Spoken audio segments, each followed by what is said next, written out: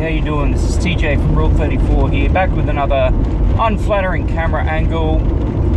And yeah, there was no vlog last week because I only had one gig and there was nothing really to talk about too much with it. You know, it was at the Rockhampton Leagues Club on the Saturday, and I hadn't played there in quite a while, and it was what it was. You know, it was a relaxed, laid-back gig. I played tunes while people watched football. Yeah, this weekend I got 3 gigs. I'm actually out on the road to Billawheeler at the moment. Last night I played the Criterion Hotel in Rockhampton, and I had some of the cast and crew from the Broadway production of Avenue Q show up, which was fantastic. They got some footage of a couple of the puppets dancing on stage with me, which was awesome. Any puppet that's about depravity, well, yeah, that's a puppet I love.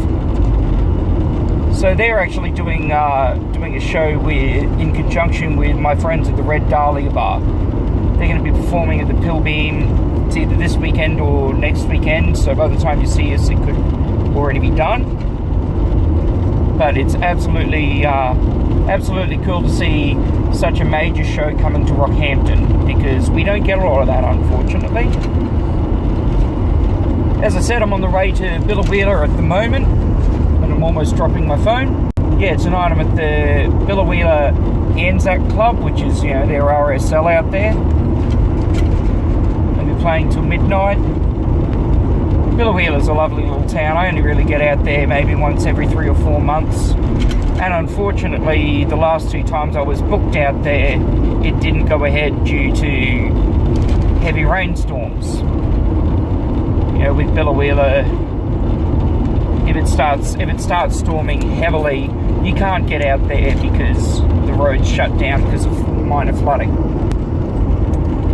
On Sunday, I'm heading back down to Tannum Sands, which is awesome because I don't get to play there nearly as often as I'd like. You know, one thing I'd like to address while I've got the camera and while I'm doing some recording is that make sure you check out our Facebook page. If you're watching this on the YouTube, if you're not seeing this through Facebook, make sure you check out our Facebook page, because we're doing an exclusive cover on Facebook every week.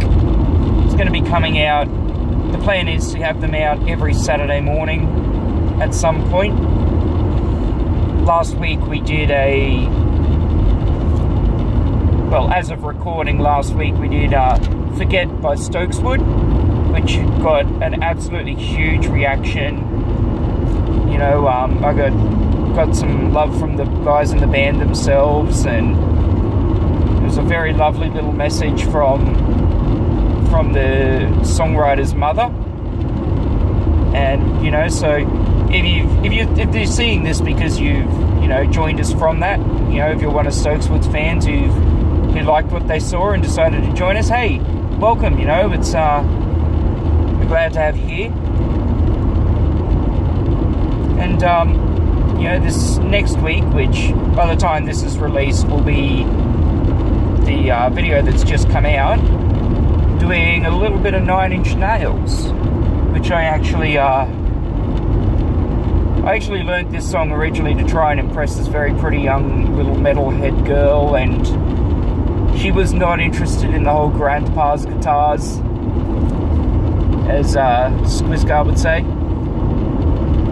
But I realised that, you know, that's actually one of the seeds where I realised how much I enjoy doing these stripped back, you know, acoustic versions of songs that you wouldn't really expect to hear in that sort of way. Yeah, so I suppose I should be saying thanks to her for that. But anyway, we'll do some more recording on Sunday, I hope. So I will see you guys then. And for you guys who are watching this video, that's just going to be a little bit of about another 10 seconds wait, if that. So please stay tuned. I'm not going anywhere as far as you're concerned. Cheers. Hey, TJ here again. Just got back from Tanham last night. It's Monday morning. As you can see by all the brightness around me, I'm not used to actually seeing all of that stuff coming through the curtains, all that light in the morning. So I had Tanham on Sunday and it was fantastic. A very responsive crowd, very polite crowd, which is nice. It seems to me these days that the whole applauding after a song, after each song, is a thing that people don't do much anymore, at least in this region. So it's nice when it does happen.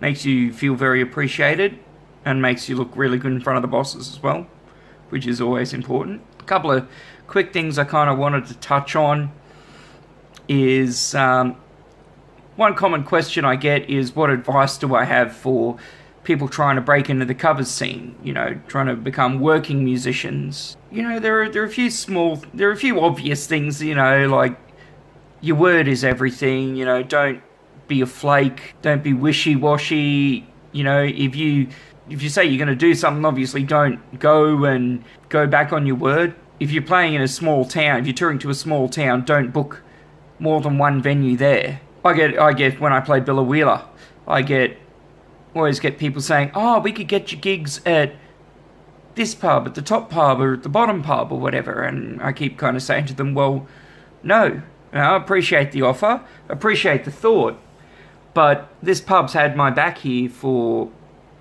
a long time, this pub's had my agent's back for a long time as well. And for me to screw them over by going and playing somewhere else, especially in a small town, well, that would be a pretty shitty thing to do on my behalf. Other small tips I can kind of give and say, get involved with the pubs, be a member of the community at a pub, especially if you're going to play there frequently. Spend $5 or $10 on the raffle tickets, win yourself a meat tray, or if you don't win a meat tray, even better.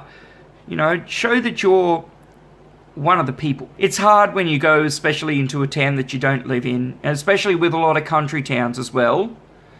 There's sometimes the stereotype's a little bit correct, where you are definitely treated like an outsider, and I can understand that. Who's this guy coming in? Who's this guy coming in at our town and my pub? Thinks he's so good he can play guitar? Well, show him that you're one of them. Talk to people. Always accept a drink from someone. Even if you're getting free drinks from the bar, always accept it if someone wants to buy you a drink. To tell the truth, you don't always have to drink it. As long as you got it on stage and you're taking a few sips from it every now and again, that's all you need to do. Or if you don't drink, hit them up for a Red Bull. When they ask you what you want to drink, hit them up for a Red Bull. Because you hit them up for a Coke, they think, oh, this guy thinks he's too good to drink with me. You hit them up for a Red Bull, they go, oh, yep, this dude's just fucking exhausted, needs some energy. It's respected a lot more. And that's kind of important. Another piece of advice, and this is a big one, and I see so many young guys get this wrong.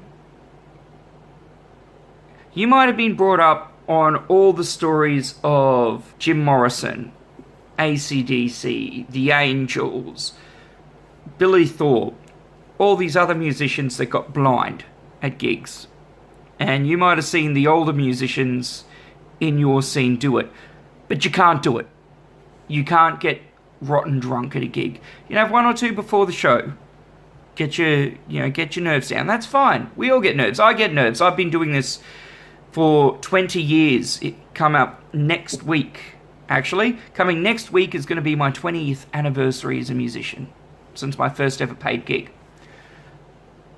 Even I still get nerves now. Have a few drinks while you're playing. You've got to keep the voice lubricated. And I quite like alcohol for that. I like my Scotch and Coke for that. But don't get drunk. Don't ever get to the point where it affects your playing. Don't ever try and hide behind, when I get drunk I play better, because you don't. Trust me, you don't. people think you play worse when that happens. And it's a matter of professionalism. The music industry has really brought itself up for air in the last few years. Especially, you know, as a musician, you now manage your own career for the most part. Everything you do on the source is going to put all of that in a negative light. So don't do it. Don't get pissed.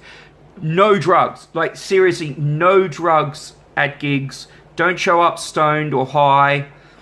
You know, don't pop a pinger. Don't have a bicky before you start playing. Don't hit the coke. Don't show up with a few cones under your belt.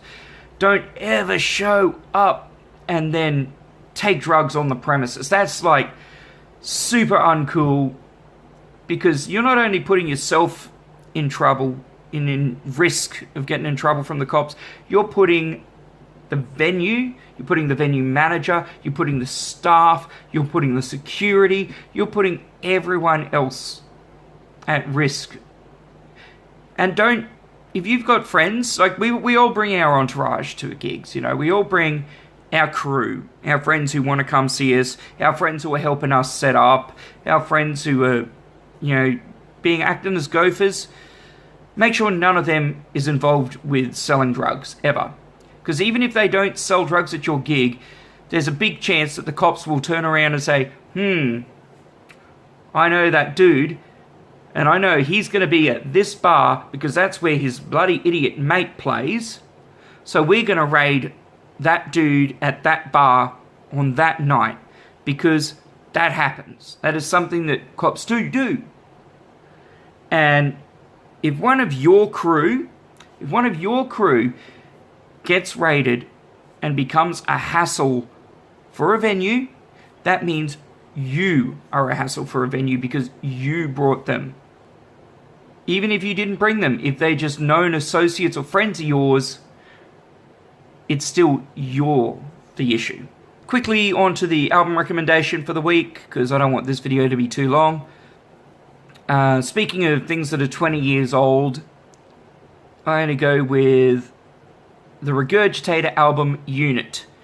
So if you're a bit younger and you missed this one, Unit was kind of groundbreaking in the fact that every band at the time, not only in Australia but across the world, every band was really pushing this sort of post-grungy alternative rock sound. Everyone was trying to sound like the Foo Fighters, pretty much.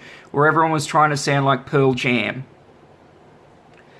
And here, Regurgitator, who was already a bit of a weird kind of left-of-centre act, they decided, let's take the one thing that is a death knell in music right now, which is 80s.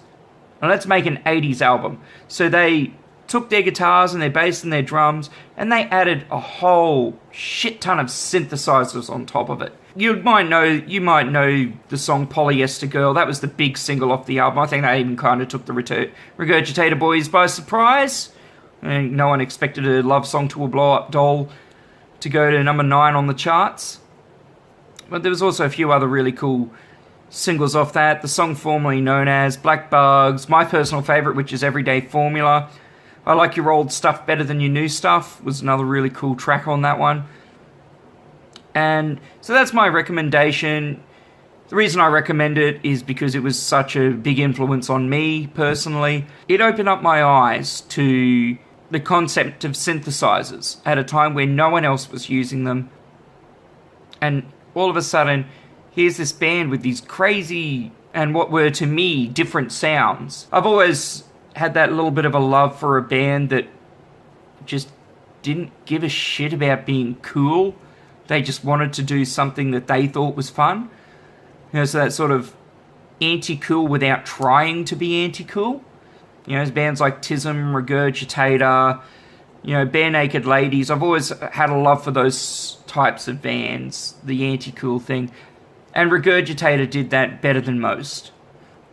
So anyway, go pick up that record, have a listen to it. It's catchy as hell, got some really great tracks on it. As on all Regurgitator albums, you see that one of the best rappers that Australia's ever produced is really Quan Yeomans. Anyway, that's me for the week. I've already gone on a bit longer than I wanted to. There's not going to be any vlog episode next week because I'm going to be out on Heron Island. There's no internet out there pretty much, so I'm not going to be able to do much. Just remember, please, if you're watching on YouTube, like, subscribe, do all of that stuff. Hit that notification bell. You know, that'd be absolutely awesome if you could do that. And also, consider going and giving a like to the Rule 34 Facebook page. For those who don't know me, Rule 34 is my band.